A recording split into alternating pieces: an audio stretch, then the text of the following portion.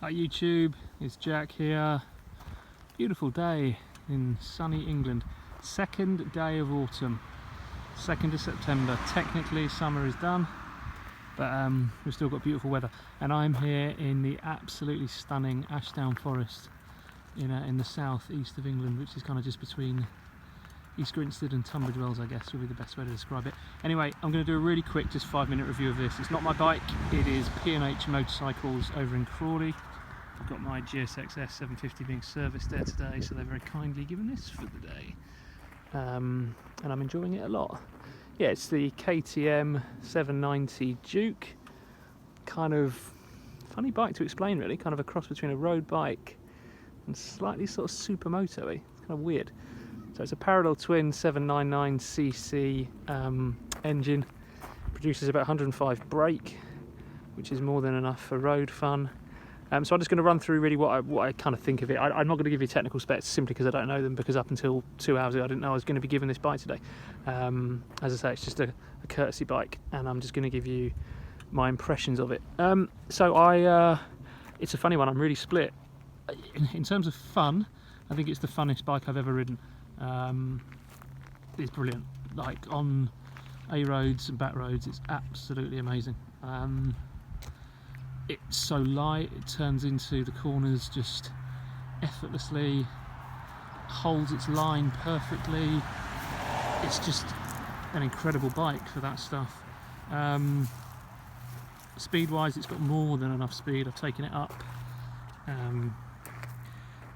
to quite a naughty speed on an A road, and yeah, this is, you know, good for triple figures easy. But there are some negatives to it. They are a bit picky, the negatives, but the first gear is very jerky. Around town this isn't the funnest bike to be on. First gear is incredibly jerky. Not enjoying that at all. In fact, first gear would really put me off owning it. I know that might come with just getting used to it, but yeah, first gear is really jerky. The rear brake is kind of in a weird position. You've really got to put your foot really down. It actually doesn't look it there, but you've really got to put your foot right down to get it. It's odd, and there's not a lot of feel to the rear brake really, which is bizarre because the front brake is incredible. The front brake, I mean, I know that, you know, a lot of people don't even really use a lot of rear brake, but I sort of like to have it there, and yeah, it's not really there at all, whereas the front brake is astonishing. And the other criticism I've got is the screen. It's a great screen in terms of the information it's giving and all that sort of stuff's fantastic, but it's got this very sort of strange, a lot of bikes do this, they've got this sort of strange grey kind of, almost looks like you need to pull, you know, sometimes when you buy a new phone you have to like pull the little plastic label off, and then below it it's easy to see. It's like that, but it isn't. You know, it's like before you've pulled off the little sticker. So consequently, when the sun shines on it, it's really hard to see anything. And the last thing that I'm not overly keen on, so the looks, always subjective, but I think it looks incredible. Front LED lights look amazing. Looks like kind of an angry wasp. All the front looks amazing. All the front looks amazing. The rear pipe looks great and sounds amazing, even standard. But then this rear, I know that you can put a tail tidy, so forget that, but just this and the grab rail and the, I don't know, if they'd have just finished this off in a lovely neat little point, I think the whole thing would have looked stunning. But yeah, but I know styling is subjective.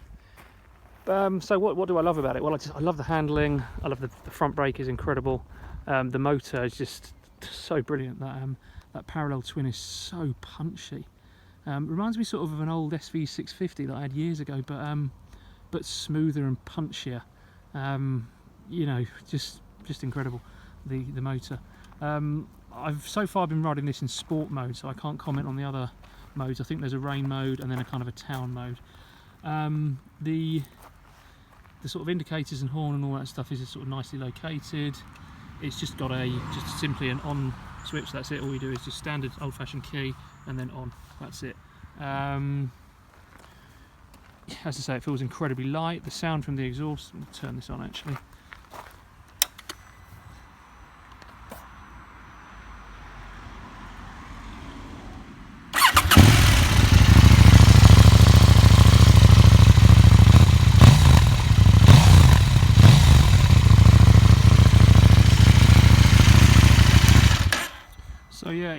the stock exhaust sounds fantastic.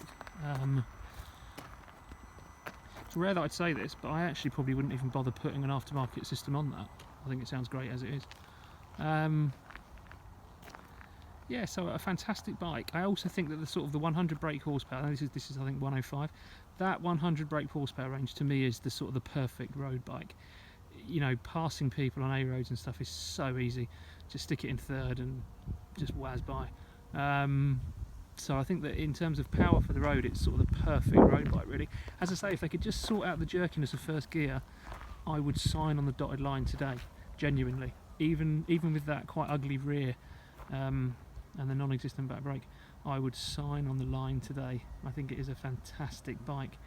I'm also not sure if this was in rain mode or road mode. Maybe the jerkiness of first gear would be different. It could well be because I've got it in a sport mode that it's a little bit more kind of glitchy and a little bit more dirty, a little bit more jerky. And the weird things about these bikes, I don't know why they call them the 790 and not the 799, but yeah, they always do that with bikes. Always give them weird things. Suspension wise, it is I would say stiff but good. It's not wallowy at all. It's stiff and yeah, decent suspension.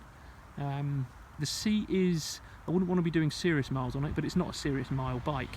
You know, the point of it is for going out and blasting, and it does that extraordinarily well. As I say, LED lights, LED indicators. See all the lights right there. Very cool looking angry wasp, as I said.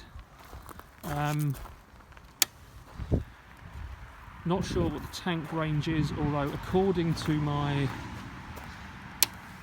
have a look again, ready to race, I've done, how many miles have I done? Kill switch. Okay, it's got 120 mile range and I've done 40 miles and apparently this tank was full. So 120 plus 40, 20, 30, 40, 50, 60, 160. It's about 160, so call it a 150 tank range realistically. As I say, there's a lot of information on the dash, despite it not being easy to read on sunny days. You know, various trips, outside air temperature, all that sort of stuff. So there's a lot of information there. And the last thing I'll say, apart from that first gear glitchiness, which could catch a few people out if you're a new rider, this is a really good think first big bike. Because although it has got quite a lot of power, that 105 brake, it's really easy to ride. It's because it's so light. It feels like a kind of a big scooter. And it's got a quick shifter, which is actually, can't believe I haven't mentioned that. That's probably one of the most crucial parts of it. Quick shifter, both up and down. Again, haven't really used it a great deal going from first to second, but second and up, it's a game changer. You know, second and up, it's just effortless going through the gears. And of course, you can just keep the throttle pinned open and just go through them. So yeah, really love it. I would handling and engine and all that sort of stuff, I'd give it a 9 out of 10. Just those few glitches, and as I say, styling is subjective, and the rear brake let it down a little bit for me. But apart from that, fantastic bike. Never had a KTM before, and I have to say I'm very, very, very tempted. It's going to be interesting when I get back on the GSSX 750 later on. I think I'm going to find that heavy. It'll be smooth, but I'm going to find it heavy, and I'm going to really, really miss the quick shifter and the way you can just turn into the corners so effortlessly. It's beautiful. Anyway, I'm going to go ride some more and enjoy the afternoon. Take care, YouTube. Bye bye.